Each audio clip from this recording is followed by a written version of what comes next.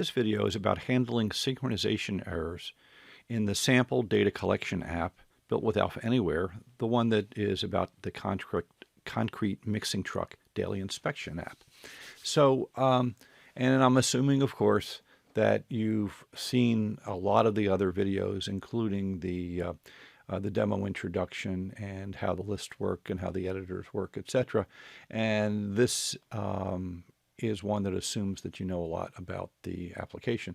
So we're looking at the sample application here.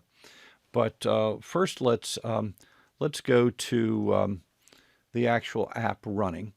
And in this case, I will do a demo login, okay? And let's bring up a developer console here. And I'm going to look at dialog1 underscore dialog object, DLG object. This is what brace dialog.object close brace gets turned into normally, and specifically in this case, and get control of main list. So what this does is it gets me the object, the main list object. And if we go back here to the app itself, that is this main list object right here. So what I want to look at is the underscore data. Okay, this is all the general information about it, and a lot of these things are available to you. But you usually can get information that you need through calls. But in this particular case, I'm going to look at underscore data.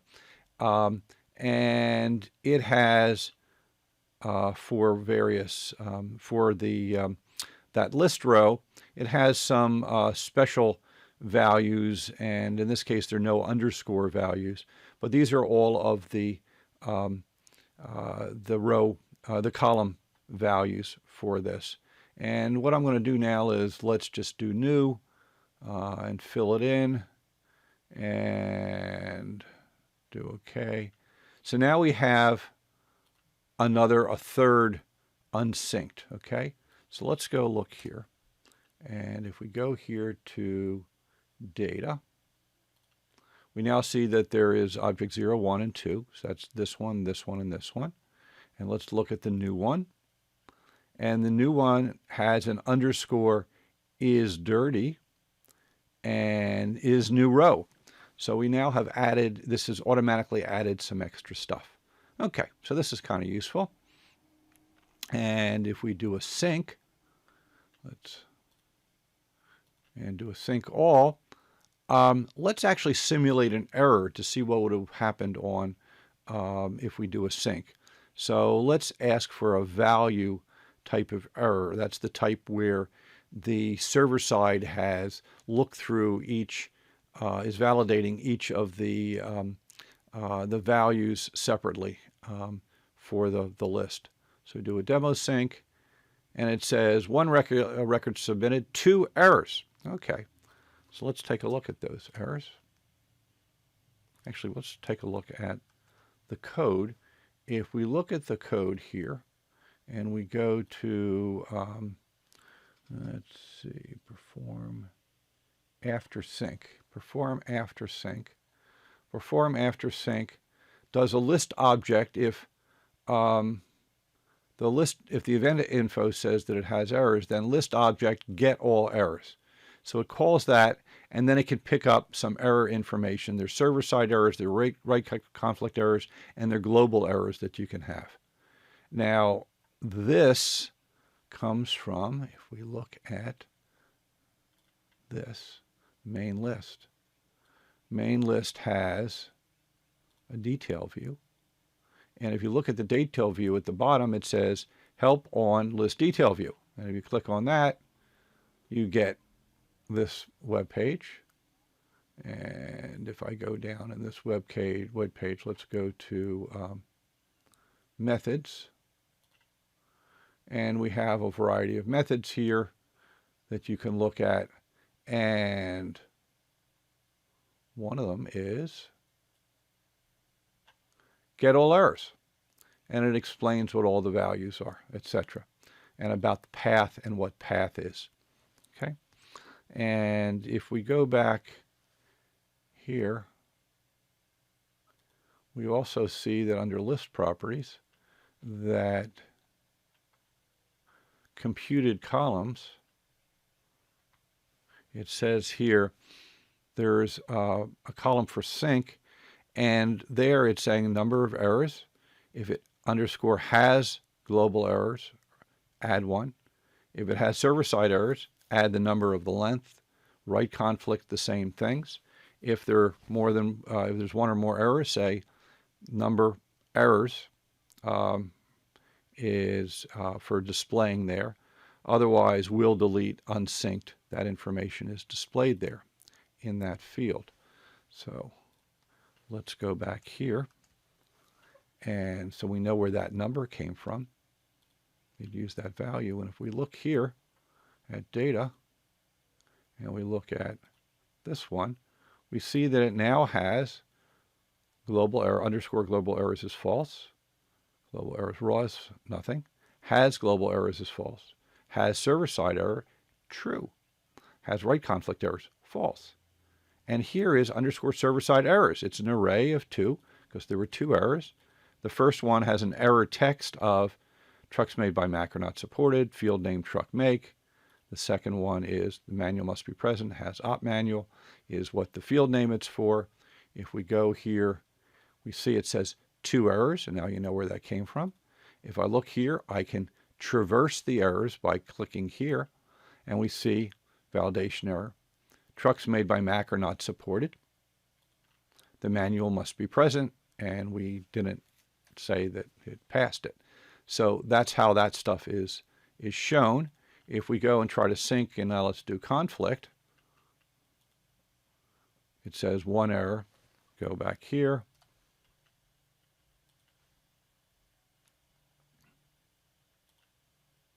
Data for this has server-side errors false, but has write conflict errors is true. Is dirty is new row. It still says it's a new row. And write conflict errors, it's an array. And here it has the error text, the field name, the new value, the old value, etc. Okay. So you see sort of where the values come from. So let's now actually look at the code we have to handle this.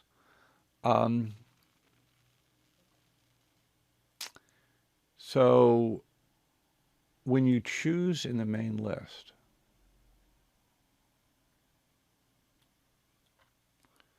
when you choose a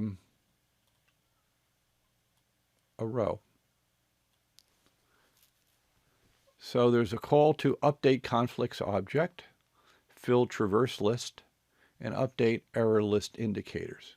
So let's take a look at those, about the update conflict object, the traverse list, and see what that is. Okay. They're in the JavaScript functions.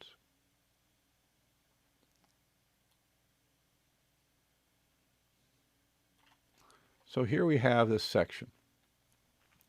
It's the MyForms error and conflict traversal, conflict resolving objects and methods. And what I'm showing you is for single level forms. This is for flat file. It doesn't have child lists. That would be done a little differently, especially the handling of field names and paths to a field. This just knows that it's all at one level. It made it simpler to write, and we'll have other samples to do that. So there's a thing called a conflict object, which has the field name for which there's a write conflict. And for that field name, we keep track of these values. And one of them is the desired action. The reason is that, if we go back here, if you have a write conflict error, when you go to look at the errors, or you can just go right into specs and see the write conflict right here. You don't have to go to the traversal that lets you go through just the errors. You see that it says use mine, use theirs. And you can change your mind here because it isn't until certain things happen that these are applied. So you can go through them and decide what to do. And then at some point, whatever you tell it to do is applied to the data in the list, so that on the next sync will happen what you want. Either use yours, use what was found on the server, or for all of the conflict errors, always use mine or use theirs in this particular case. So for that, we have this a conflict object. We have a traverse list, which is a list that has the field names with the right conflict or an error. So this is the thing that when you do next error, next error, next error is able to show you that list. We need to know whether we're traversing errors next, or whether we're doing normal forms looking at editing values. So that's a global variable that's used to keep track of that. Okay, update conflicts object. This basically goes to a particular row and says, does the row have data? If it doesn't have data, or it doesn't have any right conflict errors, or it doesn't have any right conflict errors, has right conflict and actually has them, then there is no conflicts object. Otherwise, go through all the right conflicts and pick up the right conflict information and make one of these objects for it, including a blank desired action. Okay, and we'll index that by the column name. Apply conflicts object actually was called at some other times and actually does what you say about the conflict item. Specifically, it'll either do the use mine or use theirs using the list object resolve field conflict function, which is a function of list objects that is part of how it handles offline. And then when we're finished with that, reflect any changes in it. Now, fill the traverse list. What that does is it takes the list object and takes the row that you care about, and make sure that there's some row data, gets the row data, and if it has conflict errors, then go through those conflict errors and push the field name of that. And the same thing about server-side errors. It turns out it'll be only one or the other. You don't have both at the same time. Okay, so that fills that out. So then when the page list comes up, one of the things it might have is this list of errors. This will only be shown if there are errors. Let's look at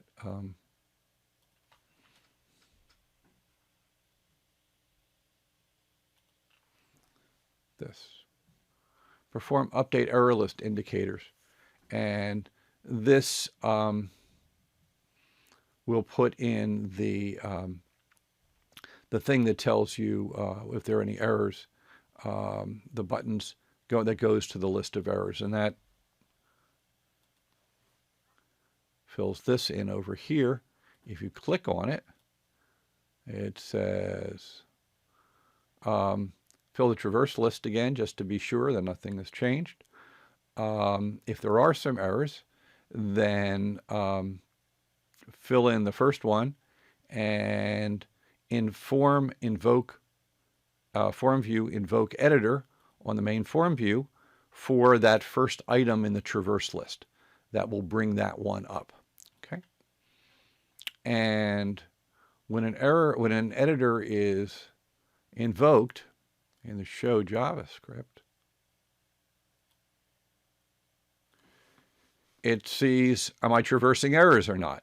If I'm traversing errors, then I update the thing that tells you which one you're looking at. Let's make this. Let's go back and sync. Show you this again.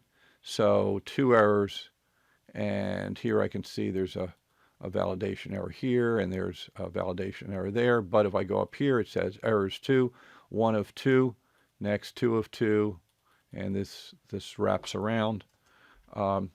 That this is the one that sets up that value up there, shows the right next button.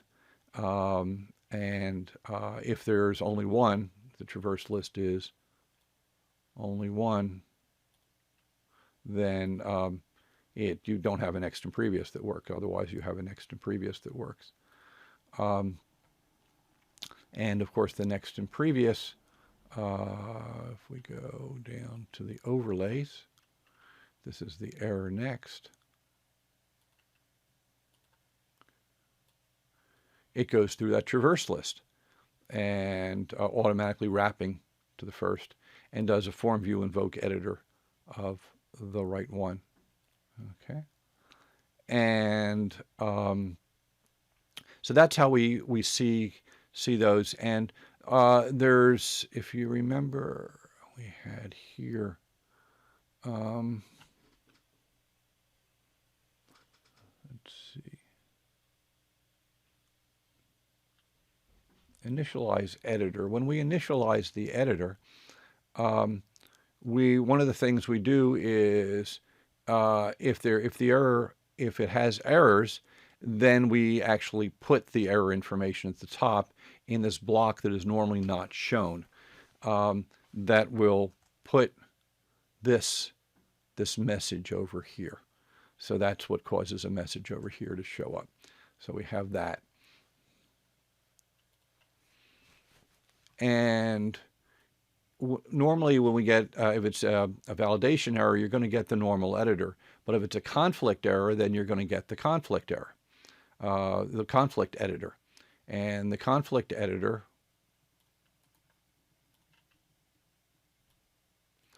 and this tells you what it is. It uses initialize editor just like everything else. And then it makes sure the conflict list fits. Let's take a look at that.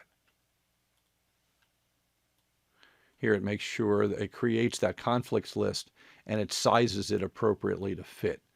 So it puts in use mine and puts what mine is, etc., using the right values that we have around. And it has that desired action that it can tell you, sets the value to show you that it's the one, the desired action that you've done this. So if you come back to the same one, it'll remember what it is. And this is just a simple list that shows the things that you saw there. So that's how the conflict editor works. Let's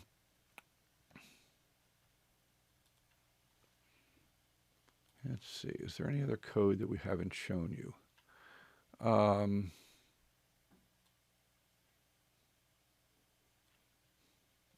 Here's committing conflicts. There's this commit conflicts, which actually does the apply conflicts and then updates the traverse list and the indicator in case applying the conflicts fixes things and all. This is called in a variety of places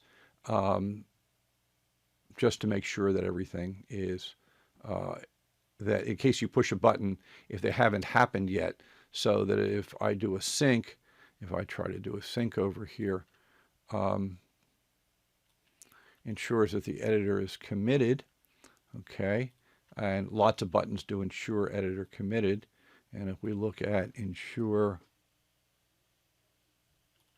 editor committed, there's a commit conflicts in there. So because remember, when you fix something like a value that's wrong, like let's say something must be present and you said that you forgot to fill out a field or something like that, and you're doing a server-side check for that. Those things, that's fine. Just doing it fixes it. But when you say to use mine or use theirs, those have to be applied to appropriately applied to the list, and that's done by the code here. You don't want to do those because it's a use mine everywhere or use theirs everywhere. You want to be able to set that, change your mind, etc. And that, but eventually you have to have it committed. So that takes care of that. And I think, and we went over all of these objects, and you can see how they're all, how this all is done. So I guess that's it for this part about the error. I hope this was helpful, and that you can look at. Now let's look at this one last one, which is perform demo sync. Okay, so in perform demo sync, it actually has to pretend like it's doing the errors. This has the same effect that you would have gotten if you actually had an error occur from the server. So you can see how it's doing things here. But you can also have the server do the error because you can make the server side code. So for example, in here in the list validate, this is how, for example, to say if the mixer model is, quote, bad, then say has error, invalid mixer model, whatever. This is the way to be able to send back a sync validate error this way. And this is where you can get those type of errors if you want. And then, of course, there are other types of errors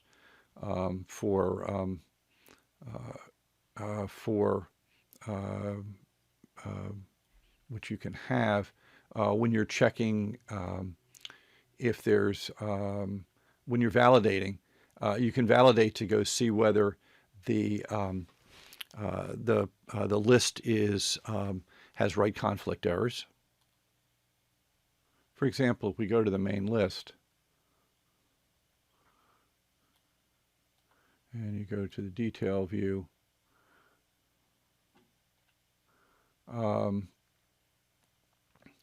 there's on synchronize, and you can name XBasic to handle data synchronization, and there are other things you might do that might affect this.